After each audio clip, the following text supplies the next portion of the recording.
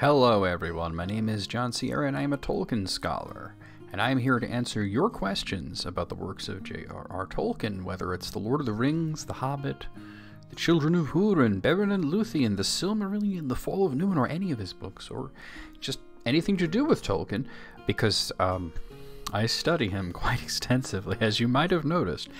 Anyway, I have a lot of questions to get to today. I have 19 questions, I believe it is, but first we'll do a reading, and I have a copy of The Two Towers here, which I just picked at random, but I didn't actually select what I was going to read from. Maybe we should do... There's an idea. Let's do a little of Herbs and Stewed Rabbit. Alright. I'm not going to do the Gollum voice this time. It hurts our throats, precious. Let's see.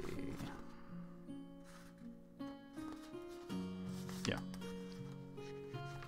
Okay. Yeah, we'll do a little of Herbs and Stewed Rabbit. Gollum disappeared.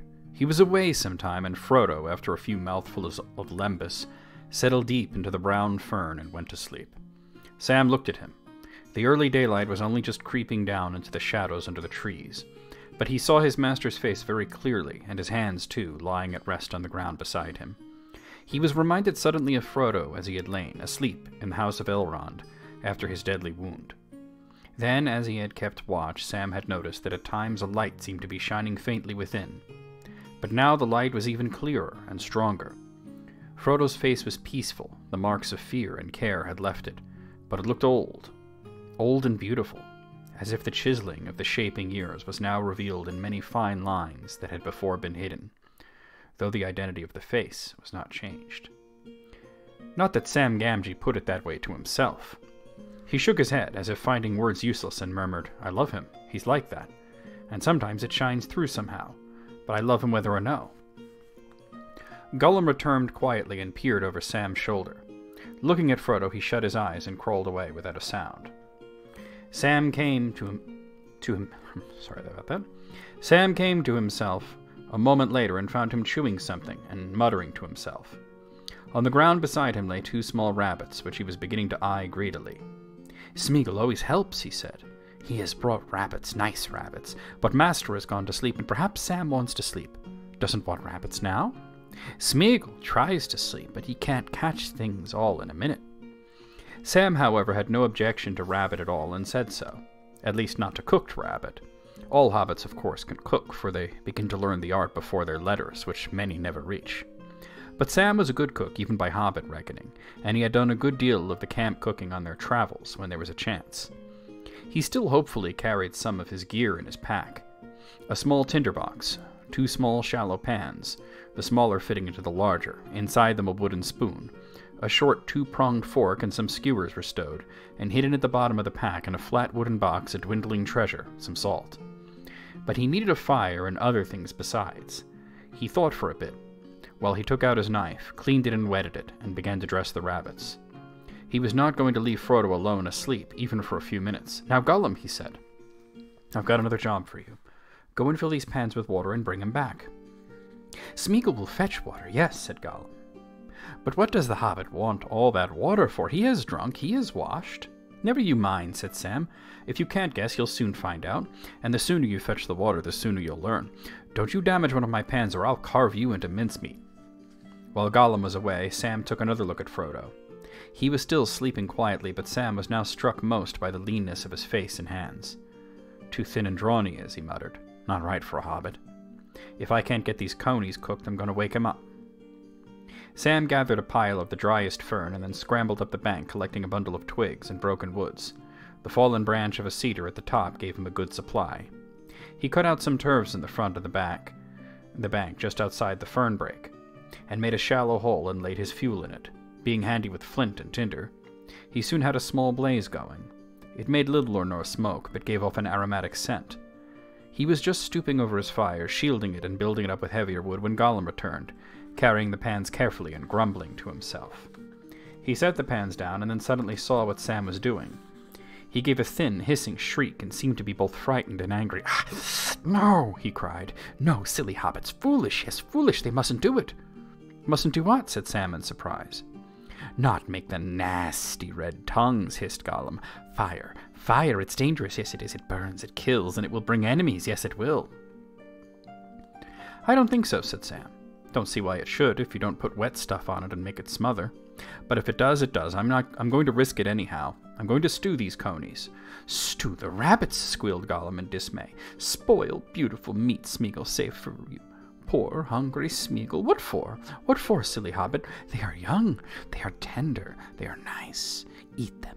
Eat them." He clawed at the nearest rabbit, already skinned and lying by the fire. Now, now," said Sam, "each to his own fashion.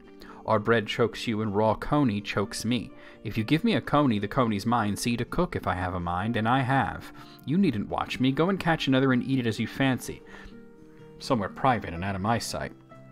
Then you won't see the fire, and I shan't see you, and we'll both be happier." "I'll see the fire don't smoke, if that's any comfort to you." Gollum withdrew, grumbling, and crawled into the fern. Sam busied himself with his pans. "What a hobbit needs with a coney," he said to himself, "is some herbs and roots, especially taters, not to mention bread. Herbs we can manage, seemingly. Gollum," he called softly. "Third time pays for all. I want some herbs." Gollum's head peeped out of the fern, but his looks were neither helpful nor friendly. "A few bay leaves, some thyme, sage will do, before the water boils," said Sam. "No," said Gollum. "Smeagol is not pleased, and Smeagol doesn't like smelly leaves. He doesn't eat grasses or roots, no precious, not till he's starving or very sick, poor Smeagol." "Smeagol will get into true hot water when the water boils if he don't do as he's asked," growled Sam. "Sam will put his head in it, yes, precious, and I'd make him look for turnips and carrots and taters, too, if it was that time of year. I'll bet there's all sorts of good things running wild in this country. I'd give a lot for half a dozen taters." "Smeagol won't go, oh no, precious, not this time," hissed Gollum. "He's frightened and he's very tired, and this hobbit's not nice at all. Smeagol won't grub for roots and carrots and taters. What's taters, precious? What's taters?" "Potatoes," said Sam. "The gaffer's delight, and rare good ballast for an empty belly. But you won't find any, so you needn't look. But be good, Smeagol, and fetch me the herbs, and I'll think better of you. What's more, if you turn over a new leaf, and keep it turned, I'll cook you some taters one of these days. I will. Fried fish and chips served by S. Gamgee. You couldn't say no to that." "Yes, yes, we could. Spoiling nice fish, scorching it. Give me fish now and keep nasty chips." "Oh, you're hopeless," said Sam. "Go to sleep." I always thought that was a pretty funny scene. Sam's trying his hardest to be nice there, but we have a lot to get through, so let's get to it. And where are my questions? Oh, here they are. Okay, sorry about that. I was looking in the wrong location. So, the first question we have here, let's see. What do the Valar, Maiar, and Elves do in Aman, the Undying Lands? What purpose do they have on the island of Tol Eressëa before and after Sauron has been vanquished? In short, they do whatever they want, really. The Elves have no specific obligation to do anything, and neither do the Ainur, so they do what they want.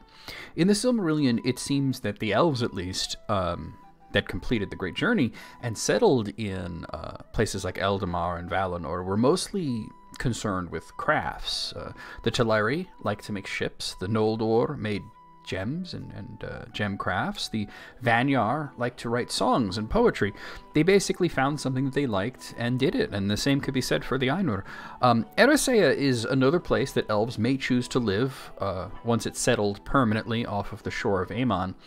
Many of the elves that were the returning elves coming back from Middle-earth, coming out of exile, they chose to live in Eressëa rather than in Eldamar or Valinor, and they had great friendship with men, and they often would travel to Numenor to visit with men. So that's really all we know about what was going on there. Okay, next question. Could the Valar reproduce? Yes, they could. Do they? No, not generally speaking. Not the Valar, at least. In all versions of the Legendarium, the greater part of the Valar intermarried and had relationships. And in the early versions, they had offspring. These offspring characters mostly disappeared in the later writings, though some just became first-generation Valar themselves. For example, in early writings, Aule and Yavanna had 2 children named Orome and Nessa, and then Nessa wed Tulkas, and they had a son named Telemektar, who was actually, in that version, he was Lúthien's father. And Orome married Vanna, and they had a daughter named Naelequi. Now, all of these children of the Valar were considered Vala themselves, so the Valar could propagate their race in the early stages of writing. In the later stages, it was changed so that there was only one generation of Valar, though the relationships were changed. Tulkas and Nessa were still wed, but Nessa was not a daughter of Aule and Yavanna, and the same could be said for Orome and Vanna. However, we know that the Maiar can have children. We don't have a record of Maiar that would have paired with other Maiar or had children, but Melian, who was a Maiar, had a child with an elf, Iluthingol, and they became the parents of Lúthien in the later and final versions of the story. The difference between Valar and Maiar is merely a degree of beauty and power. They're all Ainur. The 15 most powerful Ainur were called Valar. So, Valar literally means power. So, that's why the top 15 were called that. So, there's really no difference in species, at least, between Valar and Maiar. So, we can surmise that if a Maiar is capable of propagating, a Valar is also capable of propagating. Now, as to, the fact that all of the Valar married and none of them had children, you might wonder why, but it may have been Tolkien sort of reworking the nature of the Valar. Early on, they were akin to gods themselves, but they were now more angelic in nature, and it was decreed that only a Ilúvatar should be able to create new Ainur. In this way, it may be possible that the Valar can reproduce, but specifically not with each other, possibly only with the children of Ilúvatar. It is also possible that they can reproduce with each other, but they don't, either by choice or by decree of Ilúvatar, and that perhaps they can outside of Ea, but not within it. So there's a lot of sort of different theories there. We see, as we saw with Lúthien, the offspring of an Ainu and an elf was an elf. So, at least in that sense, they can't create more Ainur. Okay. All right, next question. This one came in from Roger Calico, who asked, if Saruman put on the One Ring, would he turn invisible like a mortal does? Yes. Yes, he would. There were some answers to contrary from some other people who answered this, saying that he would not, but they're forgetting Saruman's nature. The power of the ring is not invisibility. The power of the ring is domination. Saruman, to his credit, had deluded himself into thinking that he could collect the ring, use it for good, and then put it aside in a special chamber in Orthanc, which was discovered after the War of the Ring. He was incorrect. He couldn't do any of that. He could not use the ring for good, only for evil, and in trying to ingratiate himself with Sauron, he did great evil himself already, and of course he would never have been able to just put it there and not have it. It would have become precious to him, like it had become precious to all of the ring bearers. Invisibility is a byproduct. The ring was not meant to be worn by anyone but Sauron, and it draws somebody into the Wraith world, at least partially. You don't actually become a Wraith. You retain your form, and you can cast a pale shadow in a strong light. Now, many people out there have declared that invisibility is something that only happens to mortals. And it is but mortals that we see wearing the rings and vanishing, hobbits and men. Tom Bombadil is unaffected, and he can even put the ring on his finger and turn the ring invisible, but he's really not mortal or immortal, he's other. Though it is untested, if an elf might vanish when wearing the One Ring, there is reason to believe they may not, but that's beside the point. A Maya spirit would not vanish, as they are already spirits. They naturally inhabit the Wraith world, and their body is just their clothes, raiment, to give them shape and hue, much as actual Wraiths, like the Nazgul, use cloaks. So, you're wondering, I said Maya would not turn invisible if they wore the ring, but why would I say that Saruman would? Because Saruman is incarnated. He is not like Sauron. He is made flesh. He is bound to a body that ages, and it did age, because when he arrived in Middle-earth, he had black hair, and by the end of the Third Age, he had white hair with just a little bit of black around his mouth. He gets tired, he gets hungry, he gets thirsty, he could even die. He was killed by a knife. For all intents and purposes, the Istari are pseudo-mortals for the time that they are incarnated. For this reason, we can believe that Saruman would straight up be invisible were he to don the One Ring. Okay. Next question, this one. In Lord of the Rings, why can some cave trolls like the ones in The Hobbit talk, and others that are used as labor by orcs and Sauron are mindless beasts like cattle and cannot talk at all? All trolls can talk. Some are just chattier than others. In The Hobbit, we get some trolls that can talk in a rather rude dialect, and it's mentioned that as dim-witted as they were the more intelligent trolls. At least that was Bilbo's assessment, but this led to the common misconception that the Uruk-hai of Mordor were mute, or they perhaps lacked the intelligence necessary for speech. This is not the case, but Bilbo didn't know that when he wrote his story. The Uruk-hai of Mordor are far more intelligent than typical trolls, and they can walk in sunlight without harm. They can speak, but they only speak Sauron's language, the black speech of Mordor, and they also rarely would have had any reason to speak at all in the scenes that they were featured in, which is battle scenes. There's not a lot of talking in battle scenes. Okay, so next question. Did Elrond tell anyone about Isildur's sword being in Rivendell before the Fellowship arrived there? Oh, yes, he told Aragorn. When Aragorn turned 20 years old, he was told his true name. Before that, he was called Estel, and he was told his true heritage, and he was given the shards of Narsil, the two pieces of the sword that Elendil had fought Sauron with. Before this, we can't really say if it was generally known that the sword was in Rivendell, but it was given to Aragorn. Now, after this, the sword did not stay in Rivendell. It stayed with Aragorn, and he had it with him when he met the hobbits in Bree 67 years later.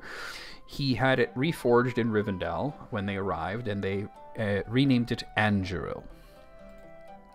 Okay, next question. This one was came in from David31, who asks, if Frodo gets his Mithril chainmail at Weathertop, could such a powerful foe as the Witch King cut through the chainmail with his Morgul blade? So I guess what you're asking is, could the Morgul blades cut through Mithril? No, they couldn't even cut through ordinary armor, actually. The Morgul blades are not powerful swords. They're small knives, and their power is in their magic.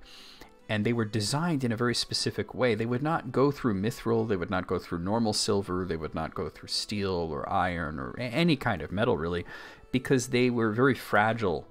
They were designed to break easily. This is so when somebody is stabbed with a Morgul blade, a piece of the blade would break off inside of them, and the magic would affect the victim with the Morgul sorcery, with necromancy. And the magic would work its way towards the person's heart, eventually turning them into a lesser wraith. As such, the knives cannot be strong enough to go through armor and still weak enough to break off a piece inside of a person.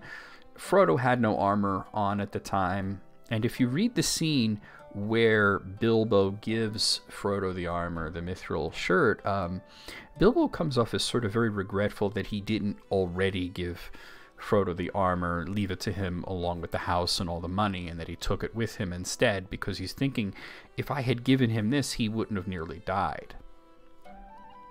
Okay, next question. Why didn't Gollum follow Bilbo when he left with the ring in The Hobbit? Interesting question. Gollum does not immediately leave and follow Bilbo, because Bilbo's departure caused quite a stir with the goblins. He had been seen in direct sunlight. Even with the ring, he would cast a pale shadow, and they did notice that as he was trying to leave. And he had a hard time squeezing through the door, the exit there. He couldn't quite move the heavy stone door, and he had to squeeze through. He lost some buttons. The goblins got all riled up. And without the ring, Gollum did not really feel safe moving around where the goblins were, so he really had to stay put where he was and not try to follow Bilbo just yet. Once things simmered down a bit, it would be a while, actually, before Gollum left. He wouldn't go out right away because he was afraid of sunlight. He needed to regain his strength. Now, in The Lord of the Rings, Gandalf talks about what happens with Gollum afterwards, that he went to Mirkwood and he hid there, and he regained his strength by eating small creatures like birds and animals and even human babies. Eventually, Gollum was able to move in the moonlight, though he still hated sunlight. He did track Bilbo all the way to Dale, but by this point Bilbo had already gone home. So he attempted to track Bilbo to the Shire, but he wound up turning south, and he wound up in Mordor instead. He got captured by Sauron. So that's why he didn't really go after him. Okay, next question. This is a quick one. Why is the downfall of Sauron in The Last Alliance considered the end of the Second Age and not the destruction of Numenor? So the definition of the end of an age, it tends to be defined by good things, by triumphs, not terrible things like the Akalabeth. The Fall of Numenor and the breaking of the world was a big event. Sauron survived, though, and he would come to plague his enemies again in Middle-earth. And, you know, the First Age was ended by the defeat of Morgoth, so the Second Age was ended by the defeat of Sauron, and so too was the Third Age, ended by the defeat of Sauron. Gondor also considered the Third Age to be at an end when Sauron was defeated finally upon the destruction of the One Ring, but then in the Shire, they reckoned it differently. They thought, well, it's when Elrond passed to the west, which was a few years later. So there's a bit of a difference there. But generally speaking, at least in Gondor reckoning, it is the end of big wars where the good guys win that ends one of the ages. Okay, next question. What is the backstory of Morgoth turning evil in J.R.R. Tolkien's The Lord of the Rings universe? Morgoth, or properly called by his true name, which is Melkor, is essentially the Lucifer of Tolkien stories. He's the devil. He's Satan. Melkor had a brother named Manwë, and Melkor was, that is, the mightiest of the Ainur, the Holy Ones. He was an angelic creature that Iluvatar, who is God, created before all else.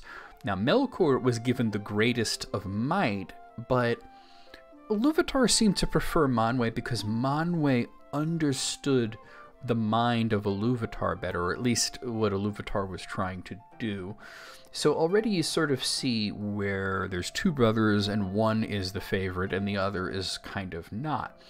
Melkor was also really impatient. He lamented the lack of life in the timeless void. He wished to create life and to fill the void with all sorts of things, but he could not create life without the secret fire.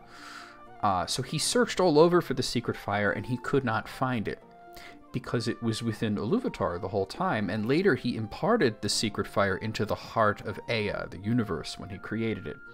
Now, another big contributor to the fall of Melkor, other than his pride and his desire to be the creator, was love. He loved Varda. But Varda could see into his heart, and she didn't like him. She didn't like what she saw. Instead, she married Manwë, his brother, so that's another blow against him. During the Ainulindale, which is the creation myth of the universe, Melkor sang a discordant theme opposing the music of Iluvatar. He created discord and evil woven into the creation of the universe itself. So he's sort of the answer to all the questions like, why does evil exist? Why do bad things happen? It's because of Melkor. Now, when they all descended into Arda, Melkor declared himself the Lord of Middle-earth. He changed the land to more suit him, and upon the awakening of the elves, he captured many of them, and he transformed them into the first orcs. Now I'm aware that Tolkien changed his mind many times about the origins of the orcs, but that's the one that was in publication. And even if he didn't directly turn elves into orcs, the orcs were definitely made in mockery of the elves. These crimes would see him imprisoned for 3 valiant ages, and he seemingly repented after this, but the slaying of Finwë and the theft of the Silmarils showed his true colors again. Finwë's son gave him the name Morgoth, which was a curse. It's an insult, and the elves would never again use his real name.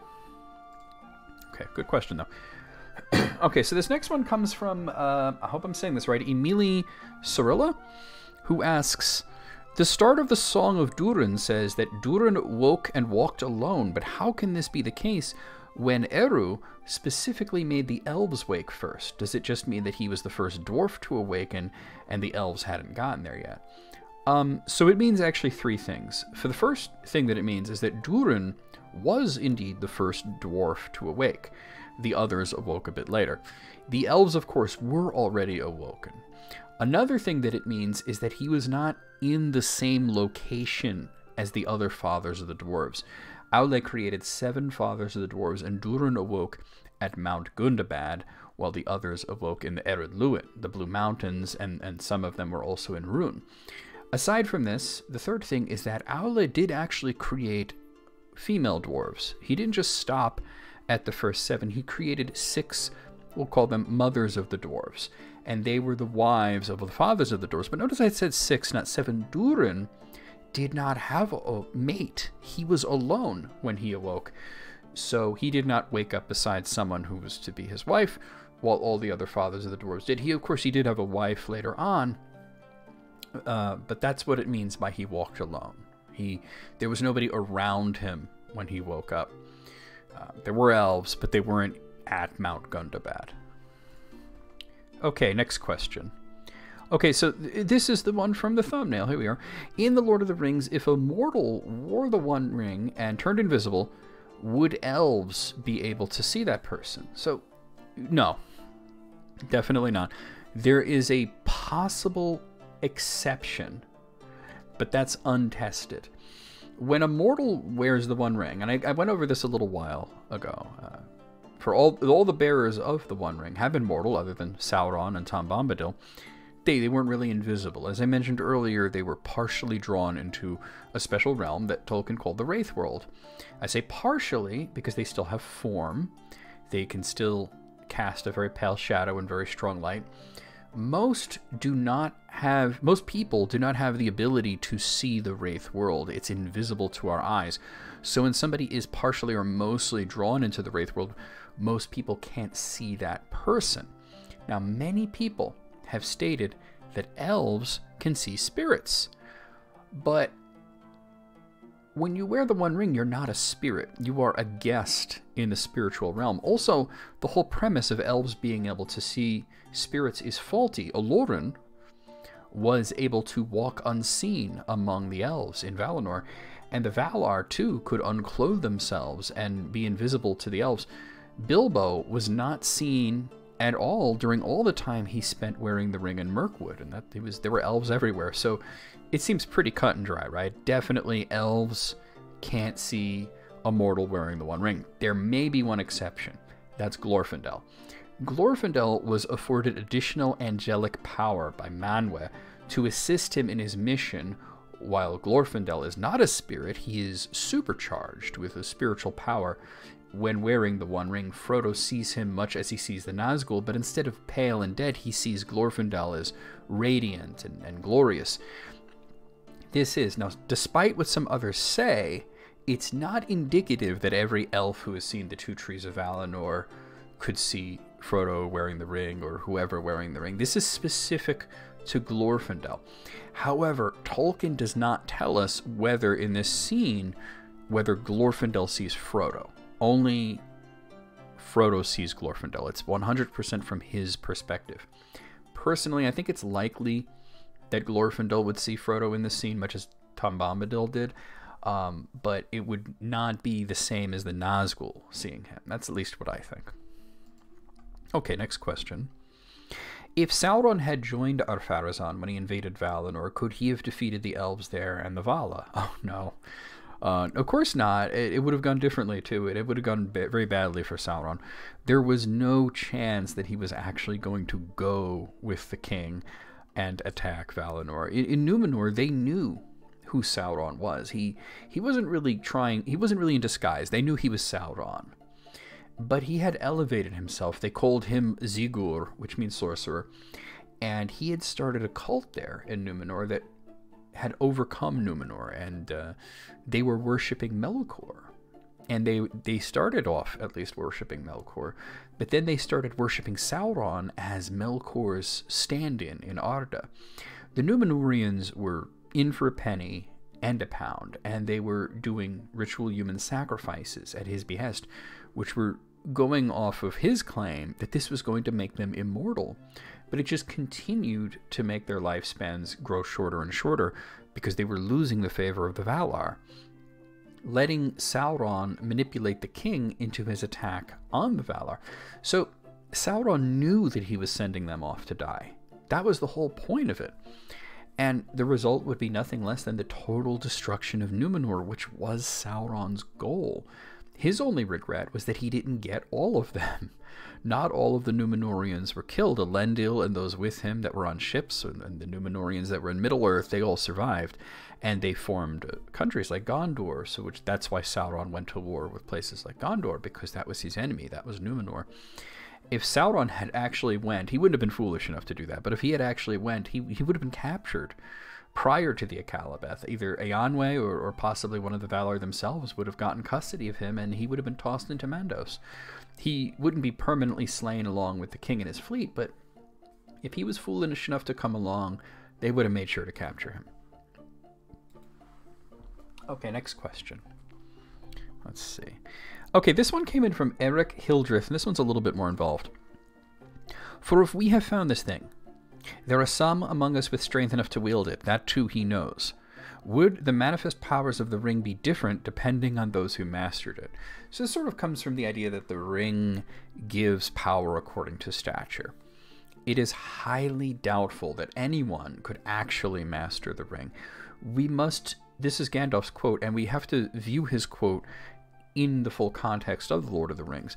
Elrond was clear on the nature of the One Ring in relation to the Fellowship and the Lords of the Eldar that were present at the Council of Elrond and Imladris. No one could wield it. None of them could wield it. It was Sauron's ring.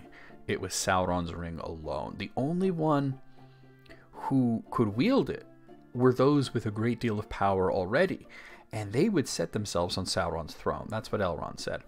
Now, I believe that even the thought that one could use the ring to defeat Sauron is a false lie that the ring leads you to believe. The ring is part of Sauron. It contains the greater part of his essence. It is more than half of the entity that we call Sauron. It will not turn against him. But as Sauron does, it will trick you, and it will deceive you, and it will seduce you. It will give you power, but what it gives, it can take away. The ring cannot be mastered by men or elves.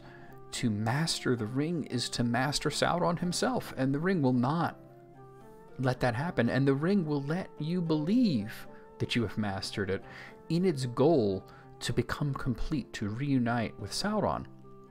It is possible that the Valar could dominate the ring, or Tom Bombadil could dominate the ring, or the greatest Maiar that are not bound to flesh, such as Eonwe or Arien, could master the ring. But this is beside the point. The ring, at this point, is with Frodo, and it's getting closer to Erodrin. Gandalf's speech is thinking from Sauron's point of view. Even Sauron has shown himself to not really completely understand the nature of the ring, as stated by Gandalf in Book 2, up to the point when he met Gollum. Sauron was under the impression that the One Ring was long gone. It was either lost forever or it has been destroyed by his enemies long ago, as should have been done. Now we see later on in Book 6 the terrible impact that the destruction of the One Ring would have on Sauron, rendering him totally impotent and powerless. As Sauron is hardly powerless, he seems to not have realized that the ring's destruction would do that to him. So from his point of view, if his enemies found the ring, and did not destroy it, perhaps they could use it against him. That's his thinking. That doesn't mean he's correct. This was in the chapter, the quote that you used was in the chapter The Last Debate, and this last debate happened sometime after Aragorn had shown himself to Sauron in the Palantir. The last contact that Sauron had previous to this was with Peregrine, Pippin took, and he assumed that Peregrine was a captive of Saruman's, and that he was the ring bearer. From the perspective of the Dark Lord, Saruman had captured the ring bearer, but when one of the Nazgul investigates the situation, there's no ring there at Isengard. There's no hobbit at Isengard. So suddenly, he's contacted by a tall Numenorian man. He has Elendil's sword, reforged. He has Barahir's ring, he has the Elisar, and he proclaims himself with these effects to be the king of Elendil's realm and the chief enemy of Sauron. So Sauron makes another assumption. Peregrine had the ring, but has been released from the bondage of Isengard by Aragorn, who now has the One Ring. So Sauron fears that his enemies may have the might to use the ring against him. This doesn't mean that they actually do, but Sauron's actions are largely based on a string of false assumptions that Gandalf is all too happy to take advantage of. They can draw his armies out of Mordor, allowing the true ring-bearer the chance to succeed in his task. Okay. Next question. This one came in from Emeth Yuri. I hope I'm saying it right. How did Éomer and the army manage to defeat the Uruk-hai at night? Because they are so powerful. Saruman's army that attacked the Hornburg at Helm's Deep, they were mighty, and there were a lot of them, but there's a few things that led to their defeat. Helm's Deep is naturally fortified, and it's also fortified by a castle, the Hornburg, and it had been used in the past to defend the people of Rohan against long odds. Originally, it was called the Deepening Coombe, but it was renamed Helm's Deep after a king of Rohan named Helm Hammerhand. He was the king, and he defeated a much larger army by using this naturally fortified position at the Hornburg, though he did die in the battle. Now, there was also the presence of very powerful warriors. We have Gimli, Legolas, Aragorn, Éomer, Theoden. Theoden's old, but he's still valiant, and he's willing to go down fighting if necessary. Then we take a look at the Uruk-hai themselves. They were flanked twice over by the arrival of Gandalf with additional forces from the Westfold that was thought lost, the army of Erkenbrand.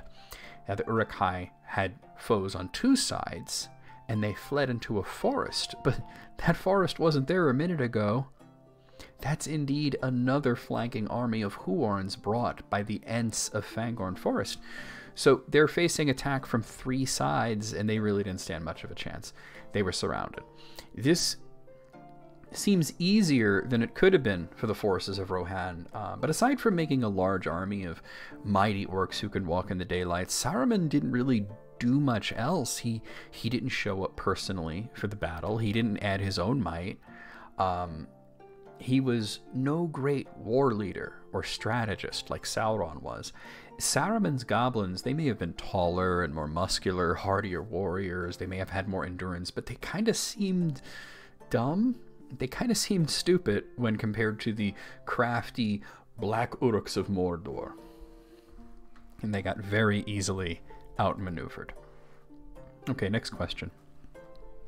Why didn't Gandalf ask Radagast to help him and the dwarves in The Hobbit?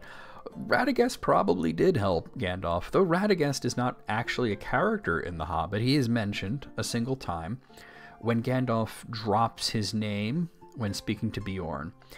He refers to him as his cousin. Some versions of the story say member of my order or kinsman.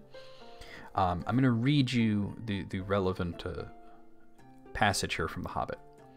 That is Mr. Baggins, a hobbit of good family and unimpeachable reputation, said Gandalf. Bilbo bowed. He had no hat to take off and was painfully conscious of his many missing buttons. I am a wizard, continued Gandalf. I have heard of you, if you have not heard of me, but perhaps you have heard of my good cousin Radagast, who lives near the southern borders of Mirkwood.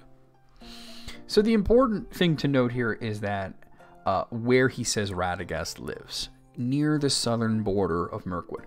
Later on, when Gandalf leaves the party at the border of Mirkwood, he mentions two important things. Firstly, traveling around the forest is a no-go. It's too long in either direction, but especially too long in the south, and that it would take them very close to the necromancer, which is Sauron, which was an idea that Thorin was unwilling to consider. The second, that he had business in the south. Later on, Gandalf mentions that the necromancer has been driven out of the forest. We know that the White Council did this, and while the membership status of Radagast is kind of up in the air, we don't know if he was on the White Council. I've always found it very likely that he was on the White Council, and since he lives in that area, he almost certainly helped cast Sauron out of Dol Guldur. Okay, next question. This one came in from Ron Weasley. I don't think that's a real name, but that's fine. What are some of the lesser-known creatures or spirits of Middle-earth? Well, let's talk about three. Fairies, vampires, and mermaids. Out of these three, the most known are probably the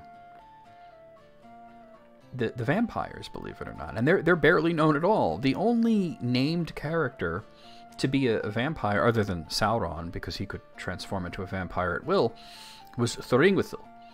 And she was said to be Sauron's messenger. Tolkien described his vampires as being bat-like and having wings, and when Sauron shifted into his vampire form, he could fly. Mermaids were mentioned a few times in early drafts of the Legendarium. They were also called foam maidens or nymphs. Earendil, back when he was called Earendel, ran into mermaids in early versions of his tale. Uinen, who was just called Ui at that point, was their queen, and they were described as extremely pale and with white hair. Fairies were seen in the early Fays.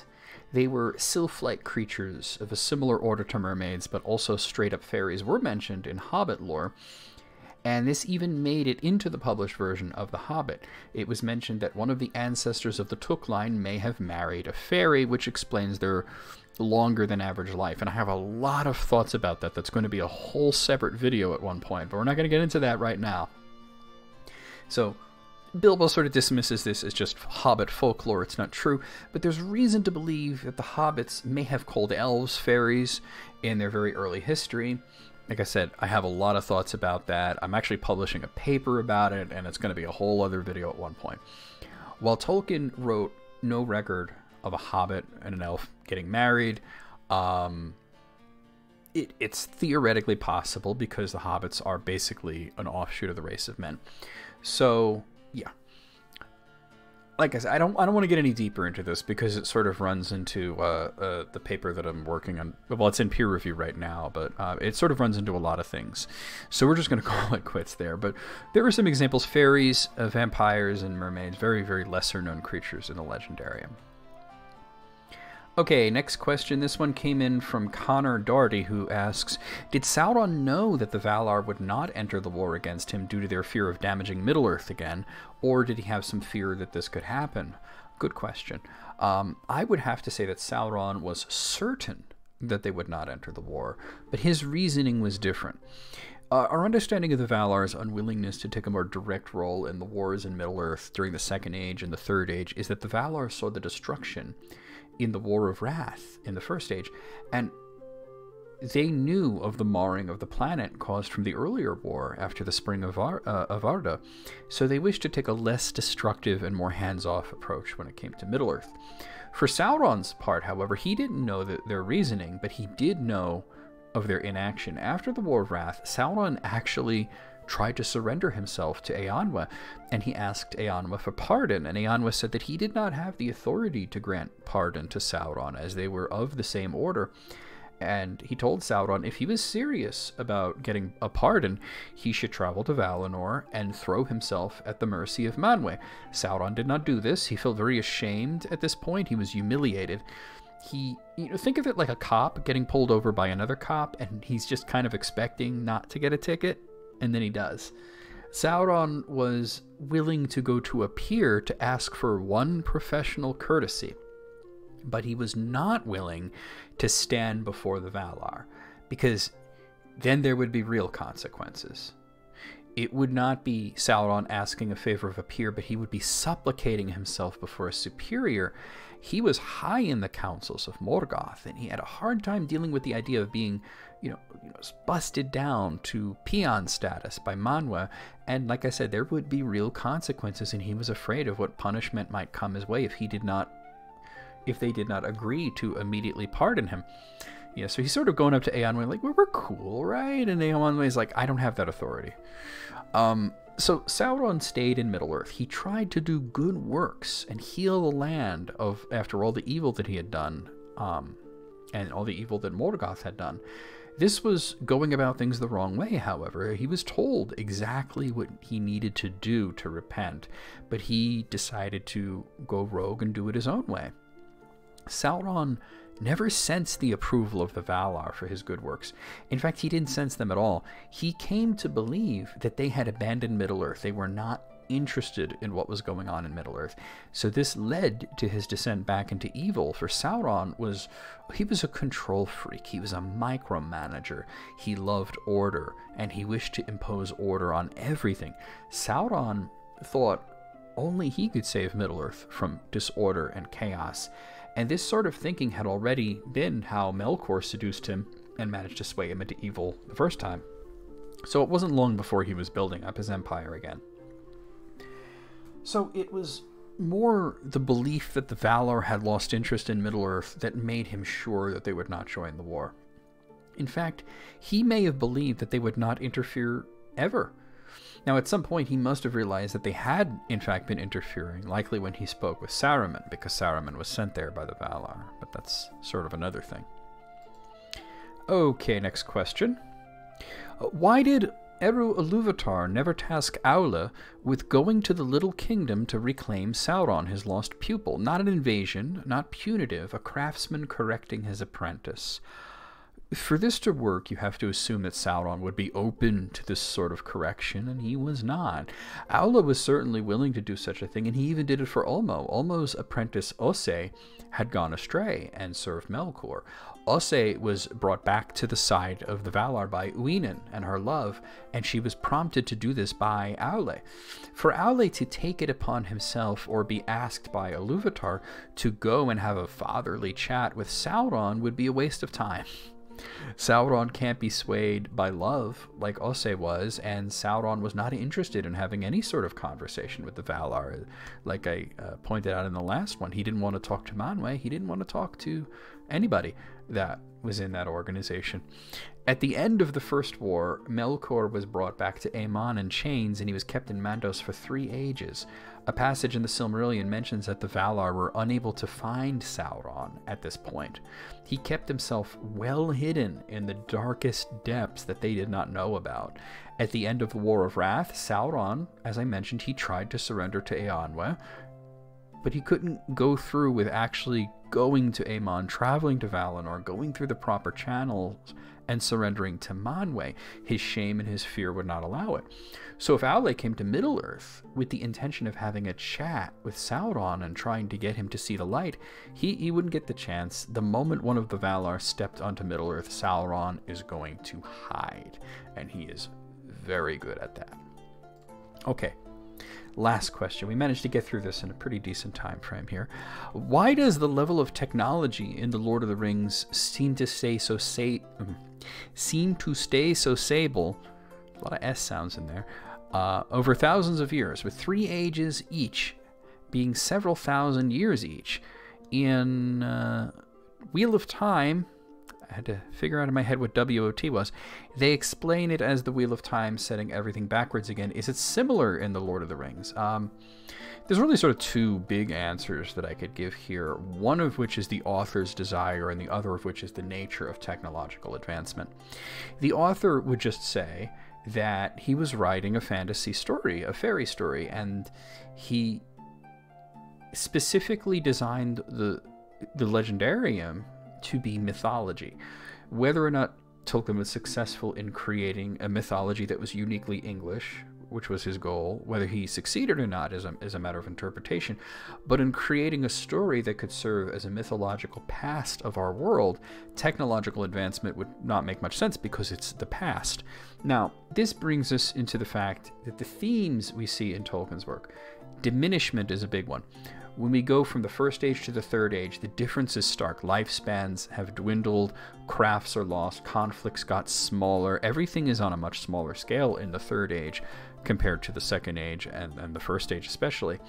The War of the Ring seems grandiose when you're reading The Lord of the Rings, but then if you compare it to the stories of the First Age, it's like a cute little skirmish. The War of the Ring was only a year.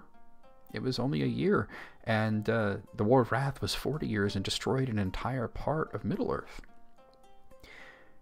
So eventually, power and magic fades out of the world, and it is remade and reshaped, and then it just becomes mundane reality, and that's when you can have technology. Now, fantasy stories will usually have hundreds or even thousands of years without much technological advancement. But there are two important things to recognize. First, this reflects reality to a certain extent. Technological advancement has been exponential, but most of it is recent. In our limited lifespans, we have seen technology rise at an accelerated rate, but until major benchmark events in our past, such as the printing press and the Industrial Revolution, there were long periods of stagnation, and a lot of knowledge was lost or forgotten over time. The second thing to consider is the very existence of magic fills a lot of basic needs in fantasy stories like The Lord of the Rings that in reality are filled with technology. Before the gadget era of technology advancing out of sheer capitalist need, which is what we have now, we're fueling economic growth, and we're selling you the latest things. But before that, major technological advancements became because of a need. Mother of invention is necessity. That was a very simple thing. To invent something, you had to come up with a thought of something that creates a need and how you can fill that need. So, ending on an exploration of the second point in relation to the author, Tolkien did not like technology. He distrusted machines. He felt that they moved our lives forward too quickly, and we didn't stop to enjoy the scenery and to enjoy our lives.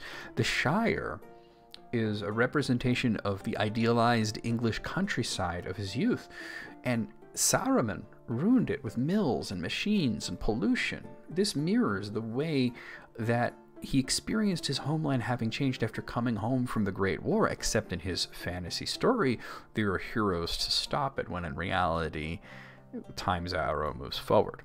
But anyway, guys, if you have gotten all the way through this video, I think you might have enjoyed it a little bit, and I think you might hit that like button, subscribe if you hadn't, turn on all the notifications that you can, and if you'd like to send me some questions, leave me some comments, whatever you want. There's a link to my Quora account. That's the easiest way to get a hold of me and ask me a question, and I will see you guys next time.